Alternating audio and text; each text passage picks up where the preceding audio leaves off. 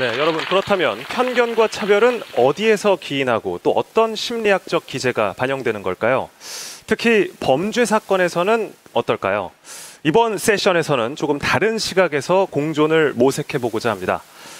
저도 이분이 TV에 나오면은 꼭 챙겨보는 빅팬인데요. 이렇게 직접 강연을 들을 수 있는 기회가 주어져서 참 영광으로 생각합니다. 여러분들도 강연을 보시면서 혹시 궁금한 점이 생기시면 지금 화면 하단에 채팅창 이용해서 남겨주시면 저희가 잘 가지고 있다가 잠시 후 질의응답 시간에 잘 전달하도록 하겠습니다. 소개하도록 하겠습니다. 숙명여자대학교 사회심리학과 범죄심리학자시죠. 박지선 교수님을 큰 박수로 환영해 주시기 바랍니다.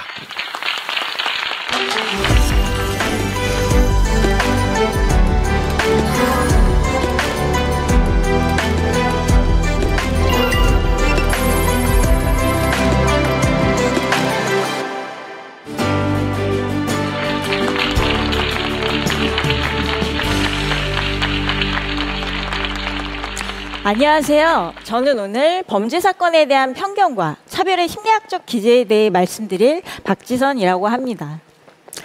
범죄 사건이 언론에 보도될 때마다 사람들은 각자의 시선으로 피해자를 바라보고 가해자를 평가하며 자신의 인지적 틀에 맞추어 사건을 인식합니다. 이처럼 사건을 바라보는 사람들의 시선에 있어서의 개인차는 무엇에서 기인하며 어떠한 심리학적 기제로 설명될 수 있을까요?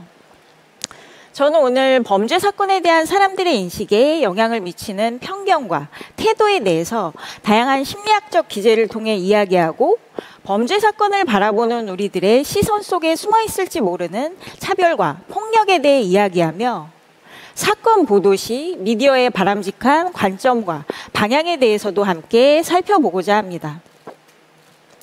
여러분들은 2007년 4월 16일 미국 버지니아텍 대학에서 있었던 총기 난사 사건을 기억하십니까? 대학에서 무차별로 총기를 난사하여 사상자가 50여 명에 달한 사건인데요. 조승희는 한국 출신의 미국 영주권자로 8살에 미국으로 이민을 가서 사건 당시 23살로 버지니아텍 4학년에 재학 중이었습니다. 여러분은 조승희가 한국 출신이라는 사실이 조승희의 범행에 얼마나 영향을 미쳤다고 생각하십니까? 아니면 애초에 범죄자의 인종이나 민족, 국적이 범죄와 관련이 있다고 생각하십니까? 또한 만약 이런 끔찍한 범죄를 저지른 조승희가 한국 출신이라는 이유로 누군가 모든 한국인은 폭력적이거나 잔혹하다고 생각하며 한국인에게 적대적인 태도를 드러낸다면 이는 얼마나 부당한 일이 될까요? 이와 같이 편견은 어떠한 집단과 그 집단 구성원에 대해서 이미 갖고 있는 부정적인 태도를 지칭하며 누군가 어떤 집단에 속한다는 이유만으로 회피적이거나 적대적인 태도를 갖는 것을 말합니다. 이를 바탕으로 특정 집단의 구성원을 기회나 권리로부터 배제시키는 부정적 행동을 보일 때 이를 차별이라 합니다. 모든 집단이 편견의 대상이 될 수 있지만 특히 소수 집단이고 집단을 구분하는 근거가 인종, 성별, 장애 등 가시적인 것일 때 편견이 두드러지는 특성이 있습니다. 편견은 사람마다 다르게 보이는 개인차가 있는 속성이기도 하지만 사회 전반에 구조적, 문화적 영향을 받기도 합니다. 미국의 심리학자 고든 올포트에 따르면 사람들의 편견은 다음과 같은 사회 구조 속에서 더욱 강해지는 경향이 있습니다. 즉 사회 변화가 급속히 진행되는 환경에서 문화의 이질성이 높아져 의사소통에 어려움을 겪으며 충돌이 잦고 사회적 가치가 붕괴되는 아노미 현상이 두드러져 내부의 불안정이 증가할 때 편견이 강해지게 됩니다. 특히 실업과 불황 등 한정된 일자리를 놓고 경쟁하며 제한적 자원을 놓고 집단이 싸우는 등 현실적인 이해관계가 충돌하고 경제적 갈등이 심화된 환경에서 편견적인 성격이 더 많이 나타나는 경향이 있습니다. 일반적으로 사람들은 자신이 속한 집단에 유리하게 하려는 경향성을 보이는데요. 이를 내집단 편향이라 합니다. 그런데 사람들이 내가 속한 집단이 다른 집단보다 우월하다는 것을 확인하고자 하는 욕구를 강하게 느끼는 때는 언제일까요? 일반적으로 안정성을 느끼는 사람들보다는 긍정적인 자아상의 위협을 받는 사람들이 더욱 외집단에 편견을 보입니다. 즉 불안은 사람들로 하여금 내 집단에 대한 편애와 외집단에 대한 편견을 강화시키는 역할을 하고 편견으로부터 우월감이라는 심리적 이익을 얻고자 합니다. 일반적으로 사회적 지배 영향성이 높은 사람들은 위계적인 틀 속에서 사람들을 지각하는데요. 기본적으로 집단 간의 우월과 위계가 존재한다고 믿습니다. 사회적 지배 영향성은 크게 두 가지 요소로 이루어지는데요. 첫 번째는 타 집단보다 우위에 서는 것을 선호하는 지배로서 어떤 집단의 사람들은 다른 집단의 사람들보다 더 가치가 있다고 믿으며 우월한 집단은 열등한 집단을 지배해야 한다고 생각하는 것을 말합니다. 두 번째 요소는 불평등인데요. 모든 집단이 동등한 기회를 부여받아야 한다는 생각에 반대하는 등 집단 간 관계에서 발생하는 불평등을 지지하고 유지하려는 특성을 말합니다. 이러한 사회 지배의 경향성이 높은 사람들은 다른 사회 집단을 지배하려 하고 자신이 속한 내 집단의 우월을 추구하기 때문에 편견을 정당화하게 됩니다. 또한 권위주의적 성격은 사람을 판단할 때 그 사람이 속한 집단이나 계층으로 구분지어 통념에 근거하여 파악하려 하는 성향을 말합니다. 즉 권위를 가진 대상에는 극도의 존경심과 무조건적인 충성 및 복종을 보이지만 반대로 외 집단이나 지위가 낮은 사람들에게는 억압적 태도를 보이는 성격을 말합니다. 이러한 권위주의적 성격이 강한 사람들은 사회적 약자나 소수 집단의 편견을 갖고 부정적인 태도를 보이며 차별하기 쉬운 성향을 보입니다. 실제로 내국인과 외국인 범죄 언론 보도에서의 차이를 조사한 2016년 연구에 따르면 국내에서 발생한 범죄 중 외국인 범죄자에 의한 범죄 비율보다 전체 기사 중에 외국인 범죄자에 대한 범죄 기사가 차지하는 비율이 현저히 높은 과잉 재현 현상이 두드러진다고 합니다. 특히 범죄자 수 대비 범죄 보도 건수를 지칭하는 언론 보도 비율의 경우 외국인 범죄자가 내국인 범죄자보다 훨씬 더 높으며 특히 이러한 경향은 살인 등 강력 범죄에서 더 두드러지고 있습니다. 문제는 이런 과잉 재현과 편향된 언론 보도 비율이 외국인에 대한 편견 형성과 사회적 배제에 영향을 미칠 수 있다는 점입니다. 또한 작년 10월에 16개월 아이가 아동학대 끝에 사망하는 사건이 발생하여 사회적 공분이 일었는데요. 여러분이 생각하실 때 우리나라에서 발생하는 아동학대 사건 중 친부모에 의해 발생하는 사건은 얼마나 되며 계부모나 양부모에 의한 사건의 비율은 얼마나 될까요? 2019년 보건복지부 아동학대 통계에 따르면 2019년 전체 아동학대 신고 건수 사례 중 아동학대로 판단된 총 3만 45건의 사례 중에서 76%가 부모에 의해 발생한 사례이며 친부에 의한 사례는 41%, 친모에 의한 사례가 31%로 나타났습니다. 한편 계부와 계모에 의한 사례는 각각 1, 2%에 불과했으며 양부와 양모에 의한 사례도 각각 0.1, 0.2%에 불과한 것으로 집계되었습니다. 더불어 2019년에 학대로 인해 사망한 아동은 총 42명으로 집계되었으며 이는 전체 아동학대 피해자 중 약 0.1%를 차지합니다. 사망 사건의 학대 행위자는 총 53명으로 친모가 반을 차지했고 친부가 약 38%, 계부가 약 4%, 양부와 양모는 각각 2%인 것으로 집계되었습니다. 그러면 이런 통계에서 알 수 있는 것처럼 계부모나 양부모에 의한 아동학대는 실제로 매우 적은 비율을 차지함에도 불구하고 왜 많은 사람들이 아동학대하면 계부모나 양부모에 의한 사건을 많이 떠올리는 것일까요? 심지어 우리는 때때로 학대 행위자가 계부모나 양부모인 사실 그 자체가 곧 아동학대 발생의 원인이라고 생각하는 사람들도 볼 수 있습니다. 어떤 집단에서 유일하거나 소수에 속하는 사람, 즉 많은 사람들과는 다른 특이한 속성을 지닌 사람은 흔히 사람들의 주목을 끌고 이런 사람이 극단적인 사건과 결합했을 경우 때로는 사람들의 판단이 왜곡되기도 합니다.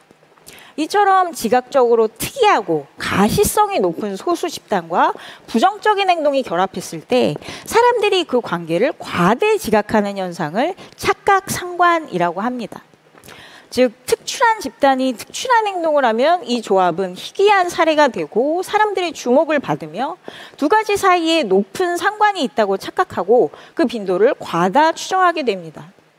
이러한 착각 상관은 일반적이지 않은 사례나 집단이 더욱 부정적인 평가를 받게 되는 데 영향을 미칩니다.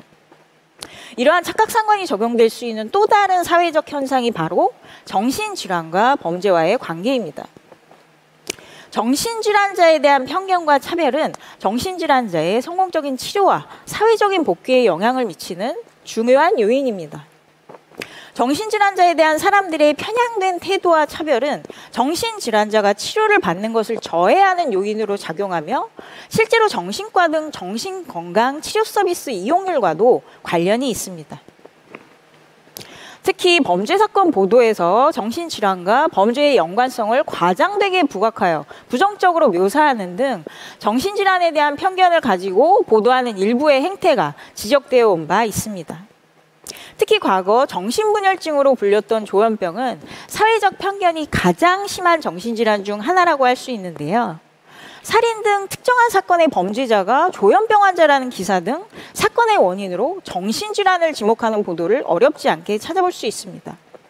특히 관련 종사자들이 아닌 일반인들이 조현병 등 정신질환에 대해서 얻는 정보의 출처는 언론 보도가 대부분을 차지하므로 편향된 보도를 접할 경우 사람들의 편견은 더욱 깊어지고 이는 정신질환자들로 하여금 필요한 치료를 사회적 시선 때문에 받지 못하게 하여 증상이 더욱 악화되는 결과를 낳아 장기적으로는 사회적 비용이 오히려 더 증대되게 됩니다. 이러한 언론 보도 행태는 정신질환자에 대한 사회적 인식에 영향을 미친다는 점에서 그 편향성과 부작용을 신중하게 검토해야 할 필요가 있습니다. 2019년 한 연구에서 지적한 조현병 관련 언론 보도 경향을 보면 사건 기사 제목에서 범죄자의 조현병을 강조하고 범죄 발생의 원인이 조현병 그 자체인 것처럼 묘사하며 조현병 환자들이 저지른 다른 범죄 사건들을 언급하며 그 공통점이 조현병이라고 부각시키는 등의 행태가 나타난 바 있습니다. 이러한 보도 행태는 일부의 조현병 환자가 보이는 극단적인 행동이 마치 조현병 환자의 공통적이고 일반적인 특성인 것처럼 왜곡되어 전달될 우려가 있습니다.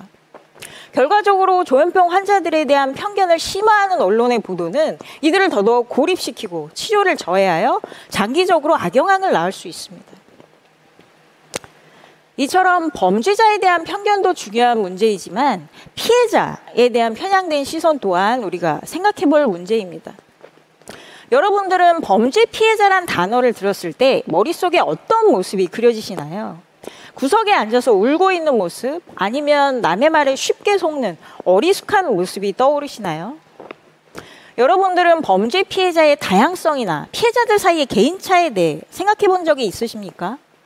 사람들이 범죄 피해자에 대해 갖고 있는 고정관념에 대한 연구에서는 사회적 편견에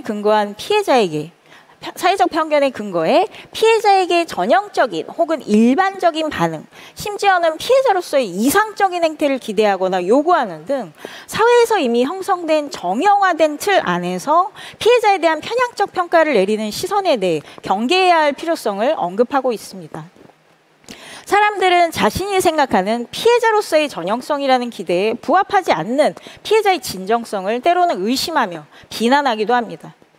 특히 피해자가 보이는 감정적 표현이 피해자에 대한 사람들의 신뢰도에 영향을 미치는 효과를 일컬어 The Emotional Victim Effect, 즉 감정적인 피해자 효과라고 지칭하기도 합니다. 즉 피해자가 울거나 흐느끼며 절망적인 감정을 표현할 경우 그러한 감정 표현은 피해자의 전형성에 대한 고정관념에 부합한다고 생각하여 이에 피해자의 신뢰도를 높게 평가하는 경향을 말합니다. 반면 피해자가 덤덤한 반응을 보이며 감정을 거의 드러내지 않을 때 범죄 피해자로서의 전형성에 부합하지 않는다고 생각하고 그 신뢰도를 낮게 평가하기도 합니다.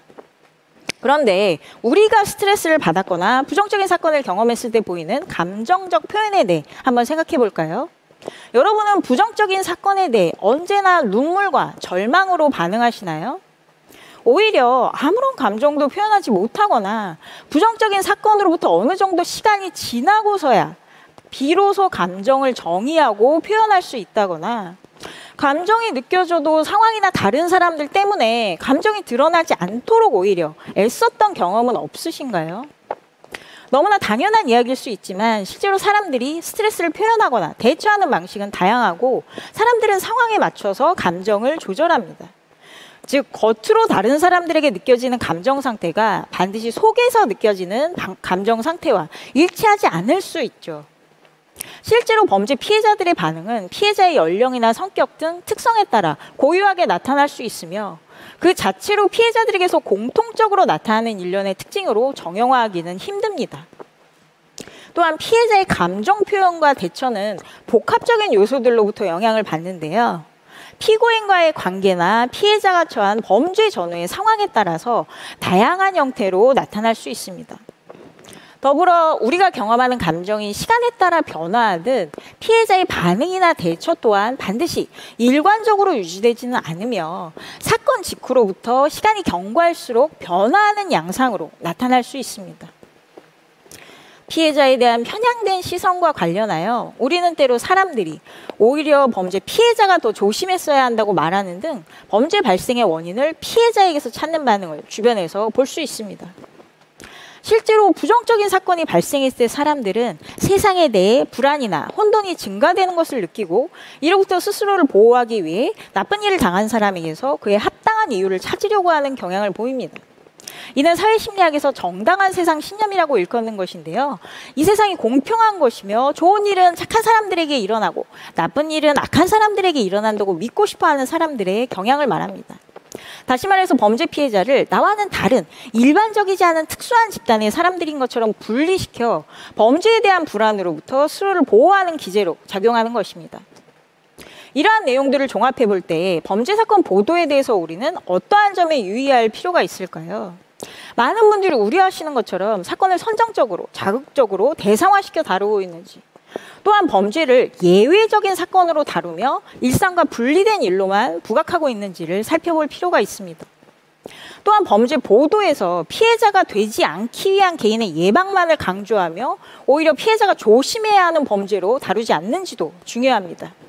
특히 범죄 사건에 대한 보도가 단순히 예외적인 개인에 대한 분노로 처벌 위주의 단기적 해소에 집중하고 있는지 아니면 사회 구조적 문제에 대한 진지한 고찰이 있는지도 살펴볼 필요가 있습니다. 다음은 헤르만 헤세의 데미안에 나오는 내용인데요. 연대라는 명목으로 집단을 나누며 패거리 짓기를 하는 사람들의 불안에 대해서 말하고 있습니다. 즉 누군가가 어떤 집단에 속한다는 이유만으로 회피하고 적대시한 부정적인 태도를 갖는 것이 결국은 스스로가 불안하기 때문이라는 것을 스스로를 하나의 사람으로서 알고 인정하지 못하기에 다른 사람도 하나의 온전한 사람으로서 받아들이지 못한다는 편견과 차별, 두려움에 대해서 이 부분에서 말하고 있는지도 모릅니다. 마지막으로 제가 여러분에게 묻고 싶은 것은 이것입니다. 여러분이 소중히 여기는 가치는 무엇입니까? 여러분이 이 세상에 남기고 싶은 것은 무엇입니까? 우리는 다른 집단에 속한 타인을 비인간화하고 익명성에 기대어 무관심과 무행동으로 나도 모르게 혐오와 차별로 가는 작은 첫걸음을 생각 없이 내디딜 수도 있습니다. 여러분은 편견과 혐오, 차별을 세상에 남기고 싶습니까? 아니면 두려움과 불안을 극복하고 편견과 혐오, 차별에 맞서는 데 힘을 보태시겠습니까? 들어주셔서 감사합니다.